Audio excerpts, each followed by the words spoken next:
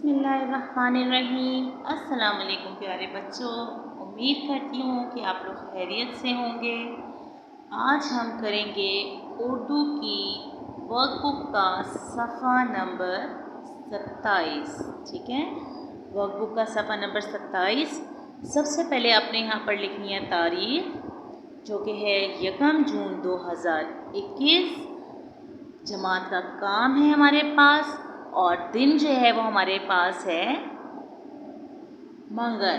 ठीक है, हम सबसे पहले इस्म की तारीफ़ पढ़ेंगे कि इस्म होता क्या है। इस्म कहते हैं किसी भी शख्स के नाम, चीज़, जगह या जानवर को हम कहते हैं इस्म। किसी भी शख्स के नाम को, चीज़ को, जगह को या जानवर को कहते हैं इस्म। जैसे अली, चिड़िया, मोमबत्ती, वो चीज़ जिनका हम नाम ले सकते हैं। हमें पता है हर एक चीज़ को जिसको हम छूते हैं, हाथ लगाते हैं, या जिसकी पहचान के लिए हर चीज़ का एक अलग नाम होता है कि हमें पता चलता है कि ये चीज़ है।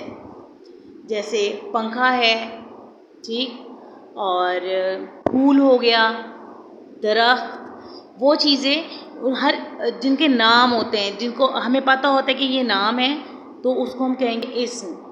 इस्म किसी भी शख्स के नाम, चीज़, जगह या जानवर को कहते हैं। जैसे अली, चिड़िया, मोमबत्ती वगैरह। अब नीचे जुमलों में मौजूद इस्म पर दायरा लगाना है। ठीक है, आपके पास नीचे कुछ जुमले दिए गए हैं, आपने उनके ऊपर जो इस्म है उनके अंदर, जुमलों के अंदर आपने उसके ऊपर दायरा लगाना है। ठीक है, सबसे पहला जुमला देखिए, अली सो रहा है। अली सो रहा है, इसमें कौन सा नाम है? अली। इसको हमने क्या करना है? दायरा लगाना है। अली के गिर्द हमने क्या करना है? दायरा लगाना है। सेब लाल है, नाम किस चीज़ का आ रहा है? क्या चीज़ लाल है? सेब। इसका मतलब है हमने इसके गिर्द दायरा लगाना है। सात खाना खा रहा है। सात नाम है, सात को भी सर्कल करेंगे और खाने को भी सर्कल करेंगे। इसमें दो इस्म हैं, सात और खाना। अब्बू कबूतर लाए, इसमें कौन कौन से इस्म हैं? इसमें भी दो इस्म हैं, अब्बू और कबूतर। इस तरीके से आपने ये जो बाकी के जुमले हैं उनमें इस्म को तलाश करना है और उनके गिर्द दायरा लगाना है। ठीक हो गया।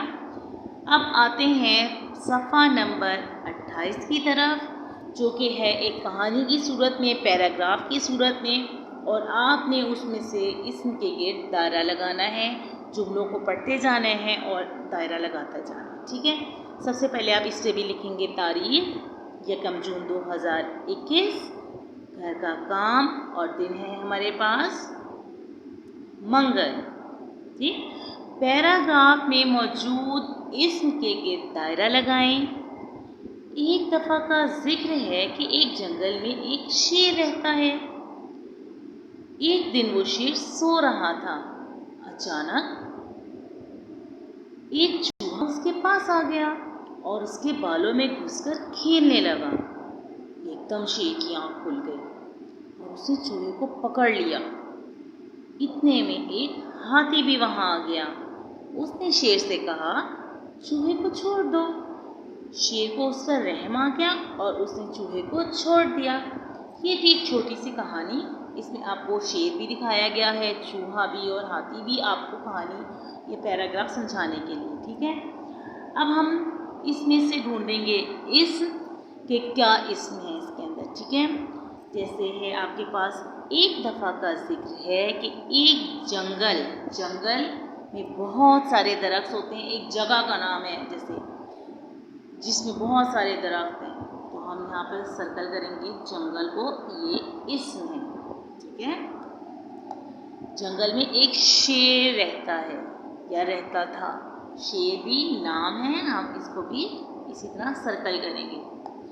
एक दिन वो शेर सो रहा था, शेर को सर्कल करेंगे। अचानक एक चूहा उसके पास आ गया। चूहा भी नाम है जानवर का, तो हम उसको भी सर्कल करेंगे। अब आपने स्टोरी को जो है पैराग्राफ को पढ़ते जाना है और इसी तरीके से सर्कल करते जाना है। और उसके बालों में घुसकर खेलने लगे, इसके आगे क्या है, उसके बालों में, बाल को भी हम, बाल भी जो है ये भी इसमें है, और ये आँख जो लफ्ज़ है ये भी इसमें है। ठीक है, हमने इसी तरीके से पढ़ना है और सर्कल करते जाना है। ठीक, अब हम आते हैं अपने अगले मौजू की तरफ, जो कि है हमारा सुरख़ाब उर्दू के अंदर उसकी एक्सरसाइज, जो कि हमने कहानी पढ़ी थी अम्मी कितनी अच्छी है, जो कि सफ़ा नंबर 8, 7 और 8 पर थी। हमने आधी आधी करके वो कहानी पूरी की थी। आज हम उसकी करेंगे जो है वो मश्क करेंगे कि उसमें क्या क्या बताया गया था। अब हमने इसमें से जो है पहले 2 सवाल करने हैं, तीसरा सवाल जो है आप कॉपी पर नहीं लिखना है, कॉपी पर नहीं करना। अब देखें यहाँ पर सबसे पहले दुरुस्त जुमलों के सामने टिक्का और गलत जुमलों के सामने क्रॉस का निशान लगा दीजिए। अब आपने कहानी को अच्छे से पढ़ा होगा, जहन में थोड़ी सी कहानी होगी कि क्या कहानी थी। अब आपने उसको जहन में रखते हुए इनके जो बॉक्सेस हैं, जो खाली खाने दिए गए हैं, उनमें सही और गलत का निशान लगाना है। पहला देखिए, सोनिया बीमार पड़ गई थी। सोचें सोनिया बीमार पड़ी थी या वो खुश थी, सेहतमंद थी। सोनिया बीमार पड़ गई थी, जी हाँ जी, सोनिया बीमार पड़ गई थी। तो इसके आगे हमने लगाना है इस तरीके से टिक का निशान। मुन्ना बाजी की गोद में सो रहा था। अब आप याद करें कि मुन्ना बाजी की गोद में सो रहा था, उनको तंग कर रहा था, रो रहा था, क्या कर रहा था?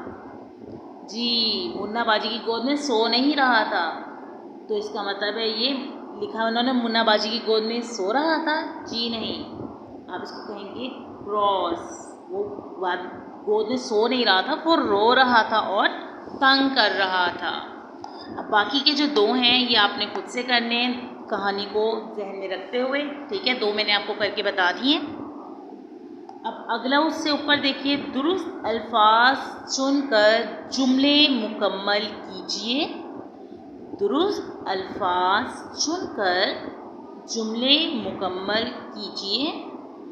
अब इसके अंदर पहला जुमला क्या है, सोनिया को क्या लगा था, सर्दी लगी थी कि गर्मी लगी थी? 2 आपके पास ऑप्शंस दिए हुए हैं, आपने उसमें से सोच का निशान लगाना कि उसको क्या लगा था, सर्दी लगी थी कि गर्मी लगी थी? जी हाँ जी, सोनिया को लगी थी सर्दी। आपने ये जुमला सर्दी जो लिखा हुआ है वहाँ से टिक करना है और इस खाली जगह के अंदर इधर आपने ये लफ्ज़ लिख देना है। ठीक है, यहाँ से देखकर आपने इस खाली जगह के अंदर ये लफ्ज़ लिख देना है। इसके बाद देखें सेकंड लास्ट, अम्मी ने सोनिया को डैश पर लिटाया। कहाँ लिटाया था उन्होंने? अपनी गोद में, बिस्तर पर, सोफ़े पर। आपको 2 ऑप्शंस दिए हुए यहाँ पे, बिस्तर और सोफ़ा, बिस्तर और सोफ़ा। तो अम्मी ने सोनिया को कहाँ पर लिटाया था? जी हाँ जी, बिस्तर पर। कहाँ पर लिटाया था? बिस्तर पर। अब आपने क्या करना है, जिस पे ये बिस्तर लिखा हुआ है, बेबा बिस्तर, आपने वो उठाकर इस खाली जगह में लिखना है। ठीक है, और जुमला मुकम्मल करना है। बात समझ आ गई आपको मेरी? अब इसके बाद आपके पास तीसरा सवाल है, जो कि मैं आपको बता रही हूँ, पर आपने कॉपीज़ पे ये नहीं करना कि दिए गए सवालों के जवाबात अपनी कॉपी में लिखिए।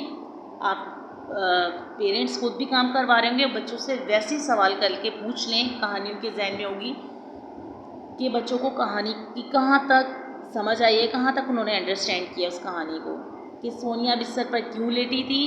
क्योंकि उसे बुखार था। अम्मी ने सोनिया को स्वेटर पहनने का क्यों कहा था? क्यों कहा था स्वेटर पहनने का? जी, क्योंकि सर्दी थी। बाजी मुन्ने को लेकर कहाँ गई? ये छोटे छोटे 2 सवाल और हैं, कहानी उन्होंने पढ़ी होगी बच्चों ने, आप उनसे सवाल कीजिए, वो आपको इसका जवाब देंगे। इजी सवाल है, लेकिन ये आपने ये वाला पोर्शन जो है कॉपी पर नहीं करना है। जो ये लास्ट पोर्शन है ये आपने कॉपीज़ पर नहीं करना, सिर्फ पहले जो ये 2 सवाल हैं ये वाला सवाल, सवाल नंबर 1 और सवाल नंबर 2 ये आपने बुक के ऊपर ही करना है, ठीक है, इसी के ऊपर करना है आपने। बात समझ आ गई आपको मेरी? नेक्स्ट वीडियो तक के लिए अल्लाह हाफिज़। अपना बहुत सा ख्याल रखिएगा।